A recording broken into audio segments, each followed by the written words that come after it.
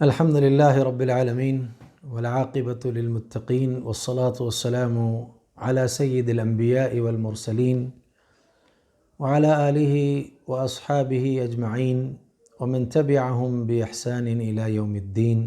أما بعد، قال الله تبارك وتعالى في كلامه المجيد: يا أيها الذين آمنوا ادخلوا في السلم كافة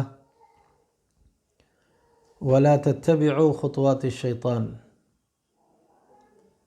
إنه لكم عدو مبين۔ اللہ تعالیٰ کے کلام سے ایک آیت کریمہ کی میں نے آپ کے سامنے تلاوت کی ہے۔ اس کی روشنی میں آج کے درس میں کچھ باتیں ہم بیان کریں گے، کچھ باتوں کا ہم تذکرہ کریں گے۔ ان باتوں کو یاد رکھیں اور جو خامیاں و خرابیاں ہیں ان سے دور رہنے کی کوشش کریں، اور جو خوبیاں ہیں ان کو اپنائیں، ان کو عملی شکل دیں اور اس کو برتنے کی کوشش کریں۔ سب سے پہلی اور بنیادی بات جو آج کے اس درس میں آپ کے سامنے رکھ رہا ہوں وہ یہ: بہت سے معاملات ہیں جو انسان کو ہلاک کرنے والے ہیں، بہت سے امور ہیں جو انسان کو ہلاک کرتے ہیں، خاص کر کے اس کے دین میں فساد اور اس کی نیت میں، اس کے قصد میں، اس کے عمل میں بگاڑ پیدا کرنے والے ہوتے ہیں۔ یہ بہت عجیب چیز ہے کہ ایک تو انسان کو ہلاک کرے اور انسان کے دین میں فساد پیدا کرے، انسان کی نیت اور اس کے ارادے اور اس کے قصد اور اس کے عمل میں خامی اور خرابی لائے اور خلل پیدا کرے۔ تو وہ کون سا معاملہ ہے؟ وہ معاملہ ہے ان یظن انہ افضل من غیرہ۔ اس کا یہ خیال ہوتا ہے، اس کا یہ گمان ہوتا ہے کہ وہ افضل ہے دوسروں سے، وہ دوسروں سے زیادہ بہتر ہے دین کو اپنانے میں، دین کو لازم پکڑنے میں، نمازوں کی ادائیگی میں، قرآن مجید کی تلاوت کرنے میں، صدقہ و خیرات کے ذریعے مال کے خرچ کرنے میں، اللہ کے کلام کو محفوظ کرنے میں، اللہ کے کلام کے، اللہ کے احکام کے تقاضوں کو پورا کرنے میں، اس پہ عمل کرنے میں۔ یہ جو ہے تمام امور میں تصور یہ رکھتا ہے کہ میں بہتر ہوں دوسروں سے، میں افضل ہوں دوسروں سے۔ یہ جو راستہ ہے، یہ جو خیال ہے، یہ بہت خطیر ہے، بہت خطرناک ہے۔ بلکہ دوسرے الفاظ میں اگر میں یہ کہوں تو غلط نہیں ہوگا، یہ اصل میں شیطان کے نقش قدم پر چلنا ہے۔ اللہ تعالیٰ نے اسی لیے ایمان والوں سے بیان فرمایا: یا ایھا الذین آمنوا ادخلوا فی السلم کافہ، ایمان والو اسلام میں پورے کے پورے داخل ہو جاؤ۔ ولا تتبعوا خطوات الشیطان، شیطان کے نقش قدم پر نہ چلو، انہ لکم عدو مبین، وہ تمہارا کھلا دشمن ہے۔ تو خود کو بہتر سمجھنا، افضل سمجھنا، اعلیٰ سمجھنا، برتر سمجھنا اور دوسروں کو حقیر گرداننا، یہ اصل میں فساد ہے دین کا، عمل میں ایک بگاڑ ہے یہ، اور انسان کے ارادے میں فتور ہے یہ۔ اس سے باز آنے کی کوشش کرنا چاہیے۔ اللہ تعالیٰ نے قرآن مجید میں ایک مقام پر فرمایا: وَمَا أُبَرِّئُ نَفْسِي إِنَّ النَّفْسَ لَأَمَّارَةٌ بِالسُّوءِ إِلَّا مَا رَحِمَ رَبِّي۔ میں اپنے نفس کی پاکیزگی کا تذکرہ نہیں کرتا، اپنے نفس کو پاک نہیں بتلاتا۔ وَمَا أُبَرِّئُ نَفْسِي إِنَّ النَّفْسَ لَأَمَّارَةٌ بِالسُّوءِ، نفس کی جہاں تک بات ہے وہ تو انسان کو برائی کا حکم دیتا ہے۔ لَأَمَّارَةٌ بِالسُّوءِ إِلَّا مَا رَحِمَ رَبِّي، سوائے اس کے جس پر میرا رب رحم کرے، جس پر رب کی مہربانی ہوگی، وہ بہت سارے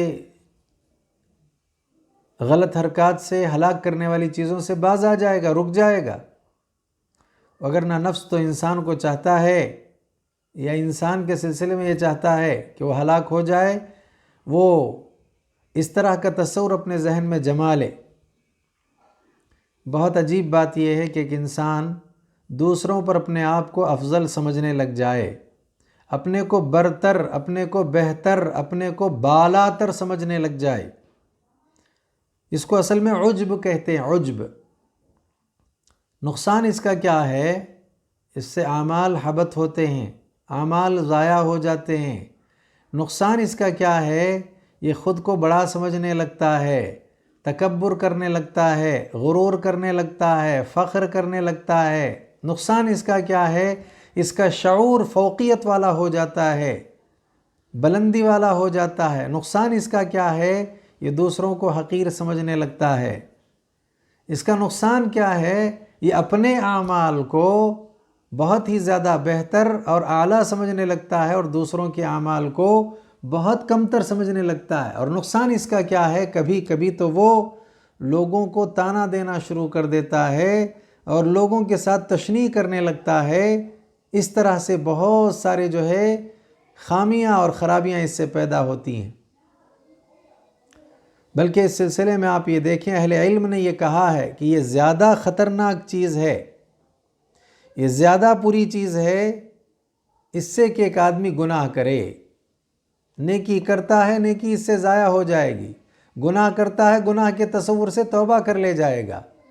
اسی لیے اللہ تعالیٰ نے قرآن مجید میں اس بات کو واضح فرمایا، فَلَا تُزَكُّوا أَنفُسَكُمْ هُوَ أَعْلَمُ بِمَنِ اتَّقَى۔ تم اپنے نفس کی تزکیے کا تذکرہ نہ کرو، اپنے نفس کی پاکیزگی کا چرچا نہ کرو، اپنے نفس کو پاک نہ بتلاؤ، پاک نہ جتاؤ۔ اللہ زیادہ بہتر جانتا ہے کہ تم میں کون متقی ہے، کون تقوی والا ہے، کون پرہیزگار ہے۔ اللہ کے نبی صلی اللہ علیہ وسلم نے ہلاک کرنے والی چیزوں کا تذکرہ کیا ہے۔ ان ہلاک کرنے والی چیزوں میں سے آپ نے چند کا تذکرہ کرتے ہوئے روایت میں آپ نے 3 باتیں بیان کی۔ آپ نے فرمایا فَشُحٌ مُطَاعٌ وَهَوًى مُتَّبَعٌ وَإِعْجَابُ الْمَرْءِ بِنَفْسِهِ۔ ایک تو یہ کہ ایک آدمی میں کنجوسی آ جاتی ہے، دوسرا ہے کہ ایک آدمی خواہش پرست ہوتا ہے، اور تیسرا یہ کہ آدمی خود پسند ہو جاتا ہے۔ اس کے اندر خود کی بڑائی، خود کی بلندی کا جو ہے مزاج آ جاتا ہے، دوسروں کو حقیر سمجھنے لگتا ہے۔ یہ ہلاک کرنے والی چیز ہے، اس سے آدمی ہلاک ہو جائے گا۔ شہر رمضان میں بہت سارے لوگ خوب تلاوتیں کرتے ہیں اللہ کے کلام کی، صیام کا اہتمام کرتے ہیں۔ ظاہری بات ہے تو صیام 30 ہی دن کے یا 29 دن کے ہوں گے، لیکن اللہ تعالیٰ کے کلام کے سلسلے میں بعض لوگ 10 مرتبہ قرآن مکمل کر جاتے ہیں، بعض 3 مرتبہ کرتے ہیں، بعض پتہ نہیں زیادہ کم کر لے جاتے ہیں۔ کبھی ایسے اعمال کو بنیاد بنا کر کے لوگوں میں اس کا چرچا اور تذکرہ کر کے خود کو بالاتر، اعلیٰ و ارفع سمجھتے ہیں اور لوگوں کو حقیر گردانتے ہیں۔ اعمال حبط ہو جائیں گے، اس سے ہلاکت ہو جائے گی، نقصان کا سامنا ہوگا۔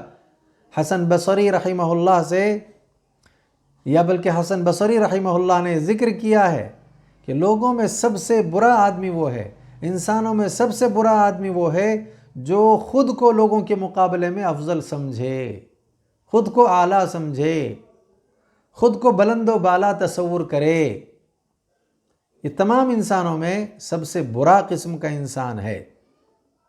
تو پھر اب ایسی صورت میں ہم کو یہ بات ذہن میں رکھنی چاہیے کہ ایک بندے کے لیے ضروری چیز کیا ہے، اصل چیز کیا ہے ایک بندے کے لیے، اور وہ بھی نیک بندے کے لیے ضروری کیا ہے؟ ان تتواضع، یہ کہ وہ تواضع اختیار کرے،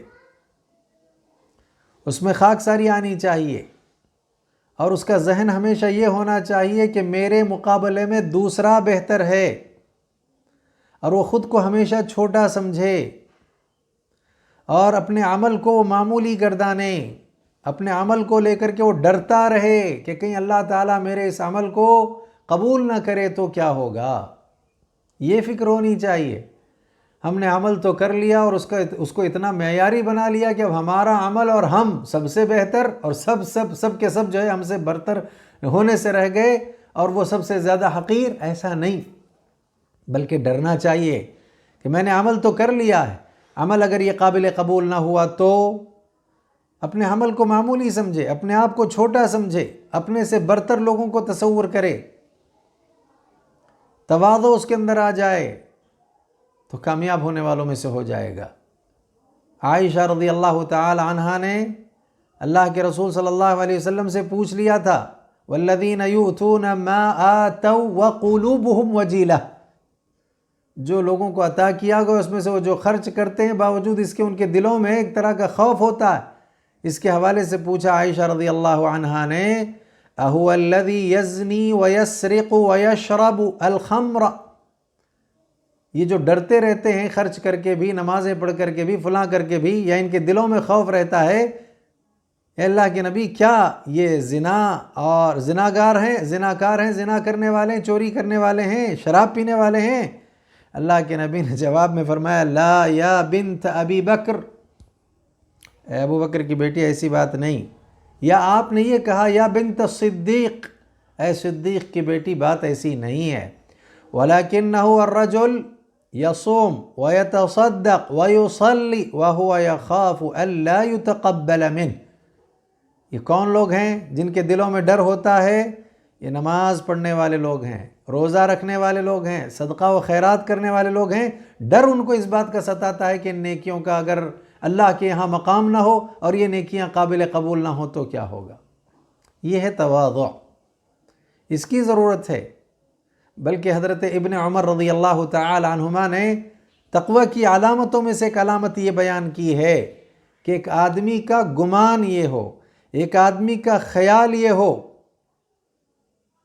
کہ وہ دوسروں کے مقابلے میں برتر نہیں ہے، دوسرے اس کے مقابلے میں بہتر ہیں۔ یہ خیال ہونا چاہیے، یہ تقوی کی علامت ہے۔ اس کا خیال یہ ہو کہ لوگ مجھ سے زیادہ بہتر ہیں، میں لوگوں سے بہتر نہیں ہوں۔ آج یہ اہل علم میں بھی اس مزاج کے آنے کی ضرورت ہے۔ اصل میں کبھی کبھی کوئی صلاحیت اور خوبی آتی ہے اور اس خوبی کی بنیاد پر آدمی خود کو دوسروں پر برتر اور بہتر سمجھنے لگتا ہے، تو کبر اور تکبر کی بنیاد پر وہ اعمال کو ضائع کرنے والوں میں سے ہو جاتا ہے۔ اور اللہ تعالیٰ کو تکبر ویسے بھی پسند نہیں ہے، بڑائی اللہ تعالیٰ کے علاوہ کسی اور کے لیے نہیں ہے۔ اسی لیے حضرت ابراہیم علیہ السلام کی سیرت کو ہمیں سامنے رکھنا ہے، دیگر انبیاء کی سیرتوں کو بھی ہمیں سامنے رکھنا ہے، ہمارے نبی کی سیرت کو سامنے رکھنا ہے۔ اللہ کے نبی نے تو یہاں تک فرمایا، من تواضع للہ رفعہ اللہ، جو اللہ کے لیے تواضع اختیار کرتا ہے اللہ اسی کو بلندی عطا کرتے ہیں۔ سوچتا میں کچھ نہیں لیکن اللہ اس کو بلندی عطا کرتے ہیں، جو سوچتا میں ہی سب کچھ ہوں اللہ اس کو ذلیل کرتے ہیں، اللہ اس کو رسوا کرتے ہیں۔ ابلیس نے تو یہی کیا تھا نا، انا خیر من، میں اس سے بہتر ہوں، اللہ نے ذلیل کیا۔ آج تک سارے اہل ایمان اس پر لعنت بھیجتے ہیں اور وہ آخرت میں بھی اللہ تعالیٰ کی لعنت کا مستحق ہوگا۔ تو اس حوالے سے ابراہیم علیہ السلام کی سیرت، تمام انبیاء کی سیرت کو ہمیں ملحوظ رکھنا ہے۔ ابراہیم علیہ السلام کی سیرت کا آپ اندازہ لگائیے، یہ اللہ کے نبی ہیں اور اللہ تعالیٰ کے خلیل اور دوست ہیں۔ لوگ قیامت والے دن ان کے پاس پہنچیں گے اور پہنچ کر کے ان سے کہیں گے، اشفع لنا الی ربک، ہمارے لیے آپ اپنے رب سے سفارش کیجئے، درخواست کیجئے۔ تواضع دیکھیے کیا ہے، فیقول لہم ابراہیم علیہ السلام ان سے کہیں گے، لوگوں سے، اللہ کے دوست خلیل اللہ کیا کہیں گے؟ لست بصاحب ذلک انما كنت خلیلا من وراء ثم يأمرهم ان يذهبوا لموسى ليشفع لهم، کہیں گے نہیں میں ایسا نہیں ہوں، میرا معاملہ ایسا نہیں ہے۔ پھر اس کے بعد پھر وہ کہیں گے کہ دیکھیے کام کرو، جاؤ موسیٰ علیہ السلام کے پاس تاکہ وہ ان کے لیے تمہارے لیے سفارش کریں۔ یہ جو قول ہے خلیل اللہ ہونے کے باوجود، اللہ تعالیٰ کے دوست ہونے کے باوجود کہ ان یذهبوا لموسیٰ، موسیٰ کے پاس جاؤ علیہ السلام تاکہ وہ ان کی سفارش کریں، یہ اصل میں تواضع کے طور پر ہے۔ اپنے آپ کو انہوں نے یہ سمجھا کہ مجھ سے زیادہ بہتر یہ کہ موسیٰ علیہ السلام سفارش کریں۔ موسیٰ علیہ السلام کے پاس جانے کے بعد وہ کہیں مجھ سے زیادہ بہتر کہ عیسیٰ علیہ السلام سفارش کریں۔ یہ تواضع ہے انبیاء کا۔ تو ضرورت اس بات کی ہے کہ جب اولو العزم پیغمبروں نے اس اسلوب کو اختیار کیا ہے تو ہمیں بھی وہی اسلوب اختیار کرنا چاہیے۔ جبکہ ابراہیم علیہ السلام کے بارے میں اللہ تعالیٰ کا فرمان ہے، ان ابراہیم کان امۃ قانتا للہ حنیفا ولم یک من المشرکین، وہ مشرکین میں سے نہیں ہیں۔ ایک آدمی نماز پڑھتا ہے، ایک آدمی تلاوت کرتا ہے، ایک آدمی روزے رکھتا ہے، اور تلاوت اور روزہ رکھتے ہوئے تلاوت کرتے ہوئے اس کے اپنے نفس میں یہ ہے کہ لوگ میری تلاوت کو دیکھیں۔ دیکھیے آپ، اخلاص گیا، لوگ میری تلاوت کا چرچا کریں۔ اس کو بھی شرک کہا ہے، شرک خفی کہا اللہ کے نبی صلی اللہ علیہ وسلم نے۔ ابراہیم علیہ السلام وَلَمْ يَكُ مِنَ الْمُشْرِكِينَ، مخلص تھے، وہ مشرکین میں سے نہیں تھے۔ تب ہمارے قلوب میں بھی اخلاص آنا چاہیے، تواضع ہمارے اندر پیدا ہونا چاہیے، ریاکاری ہم سے ختم ہو جانی چاہیے، عجب کا مرض ختم ہو جانا چاہیے، لوگوں کو حقیر سمجھنے کا مزاج ختم ہونا چاہیے۔ خاص کر کے یہ بات ذہن میں ضرور رہے کہ ہم خود کو لوگوں سے بہتر نہ سمجھیں، بلکہ لوگ ہم سے زیادہ بہتر ہیں، یہ تصور ہمارے اندر آ جانا چاہیے۔ تو پھر تب جا کر کے ہم کہیں ہلاکت سے محفوظ رہیں گے۔ اس وقت ہلاکت کے بہت سارے اسباب میں سے ایک بڑا سبب یہ ہے کہ کوئی کسی سے اپنے آپ کو کمتر نہیں سمجھ رہا ہے۔ میں کسی سے کم نہیں ہوں، میں کیا کسی سے معمولی ہوں، میرا مقام بہت اعلیٰ و عرفہ ہے، معاشرے میں میرا مقام اونچا ہے۔ کسی نہ کسی شے کو بنیاد بنا کر کے وہ فخر میں، تکبر میں، اترانے میں، غرور کرنے میں، فخر میں وہ مبتلا ہے۔ لہذا یہ بہت بری بیماری ہے۔ اس وقت لوگ اگر خیر کے کام کر رہے ہیں تو ان خیر کے کاموں کو کرنے کے بعد اللہ کا فضل اسے سمجھیں، اللہ کی توفیق اسے سمجھیں، اللہ تعالیٰ کی طرف سے مہربانی اور رحم کا معاملہ یہ سمجھیں۔ خود کے اس فعل کے کرنے کے بعد، کام کے کرنے کے بعد، خود کے اس اعضاء و جوارح کو بنیاد بنا کر کے میں کا مزاج ختم کر دیں، تو پھر ایسی صورت میں ہم ہلاکت سے باز آ جائیں گے، نقصان سے ہم محفوظ رہیں گے۔ بہرحال آج کے اس درس میں یہ چند باتیں تھیں جس کا میں نے تذکرہ کیا ہے۔ سب سے پہلے یہ ساری باتیں میری اپنی ذات کے لیے ہیں، بعد میں آپ تماموں کے لیے ہیں۔ میں سب سے پہلے اپنے لیے، بعد میں آپ تماموں کے لیے اللہ سے دعا کروں گا کہ اللہ تعالیٰ ہر ایسے اعمال، ایسے امور، ایسی چیزیں جو ہمارے خیر کے کاموں کو ہلاک کرنے والی، خیر کے کام کو ضائع کرنے والی، حبط کرنے والی ہیں اور ہمیں نقصان کے دہانے تک پہنچانے والی ہیں، اللہ تعالیٰ ایسے سارے کاموں سے ہم سب کی حفاظت فرما اور ہمارے اعمال کو قبول فرما، ہمارے اپنے عملوں میں ہمیں اخلاص پیدا کر لینے کی توفیق عطا فرما۔ رب العالمین آپ کی خوشنودی کے لیے اعمال کو بجا لانے کی توفیق عطا فرما۔ صیام کے ساتھ قیام کے ساتھ تلاوت قرآن کا اور دیگر خیر کے کاموں کے کرنے کا ہم تماموں کو اللہ تعالیٰ خیر کے کاموں کے کرنے کے ہم کو مواقع عطا فرما۔ رب العالمین ہمارے کاموں کو قبول فرما، ہمارے خطاؤں کو ختم فرما اور ہمارے گناہوں کو معاف فرما۔ ہم تماموں کو دنیا آخرت میں کامیابی عطا فرما۔ ربنا تقبل منا انک انت السمیع العلیم وتب علینا انک انت التواب الرحیم۔ سبحان ربک رب العزة عما یصفون وسلام علی المرسلین والحمد للہ رب العالمین۔